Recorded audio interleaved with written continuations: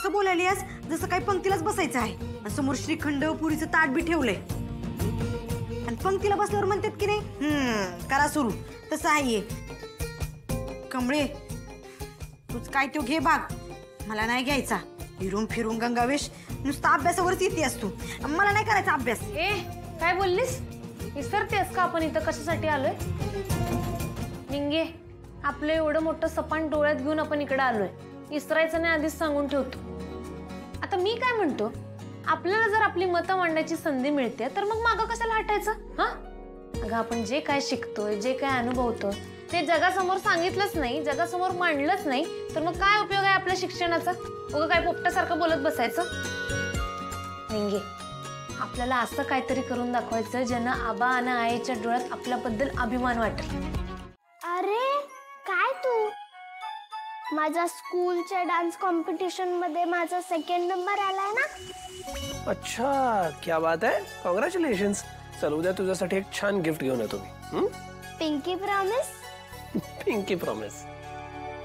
चल आता मला तुझा मोबाईल. मोबाईल तू कशाला हवाय? लहान मुलांना मोबाईल अलाउड नाहीये. आजीला नाव सांगे ना तुझं. अरे मला गेम खेळायला नको आहे मोबाईल. तुम्ही मोठी माणसं असं डायरेक्ट कन्क्लुजनला काय येता? Over dramatic. आता असं रिॲक्ट करू नकोस. देतो मला मोबाईल. मला कमळीताईला सांगायचंय की मला ट्रॉफी आणि सर्टिफिकेट मिळालं आणि तिला उद्या इथं बोलवायचं पण आहे. अच्छा तसं सांग ना. मग कमळी बंड्याला फोन करतो. अन्नपूर्णा आणि कौशिकी यांना वाचवण्यासाठी सुद्धा तीच मध्ये. अरे ही आणि ती दुसरीकडे गौरी आणि तिची मुलगी आणि तो पोलीस इन्स्पेक्टर पैसे घेऊन गेलेले. त्याच्यानंतर एक फोन नाहीये, एक फोन नाहीये किंवा काही माहिती नाहीये. काय काय म्हणायचं मी, सगळे दिवसच बदललेले. अरे मी तरी काय त्याच्या फोनची वाट कशाला बघते. मीच लावते त्याला फोन.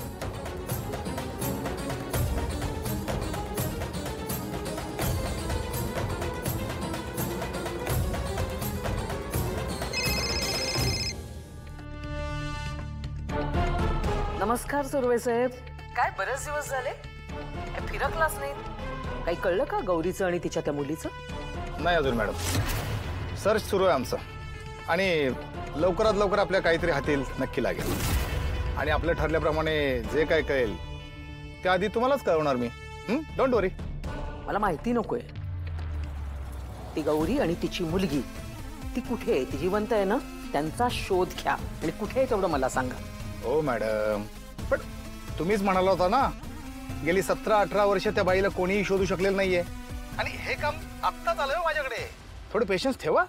आणि मॅडम माझा अंदाज असा आहे येत्या 2-3 दिवसामध्ये आपल्याला नक्की महत्वाची एक बातमी आपल्याला मिळणार आहे. 100%.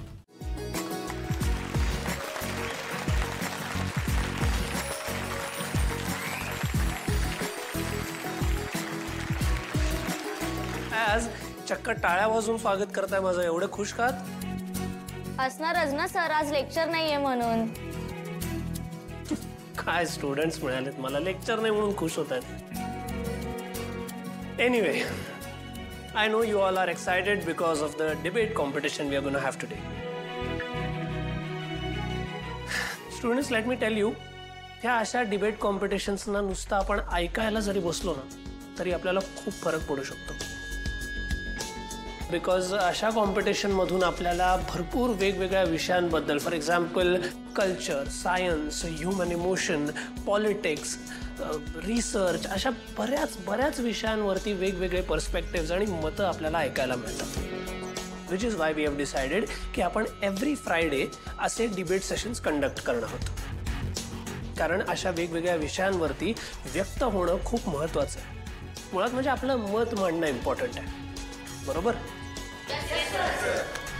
अनेकदा काय होतं, आपण विचार करतो, आपलं एक स्वतःचं मत असतं पण आपण ते मांडत नाही, आपण व्यक्त होत नाही. त्याच्यामुळे मनात गोंधळ वाढायला सुरुवात होते. शिवाय अजून वेगळ्या माहितीची भरही पडत नाही. सो ह्या अशा डिबेट सेशन्समधून तुम्ही व्यक्त व्हायला शिका, सो दॅट आपली मतं, आपले पर्स्पेक्टिव्ह योग्य आहेत की नाही हे कळायला सुद्धा मार्ग ओपन होतील. म्हणून हे आजचं डिबेट सेशन. करूया सुरुवात? गुड.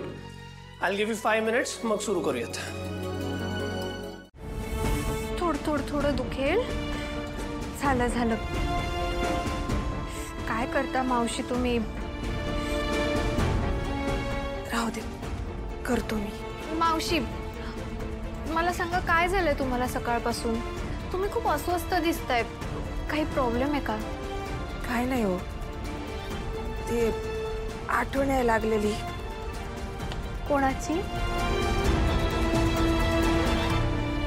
ते गावाकडे समजे कसे असतील काय ते त्याची.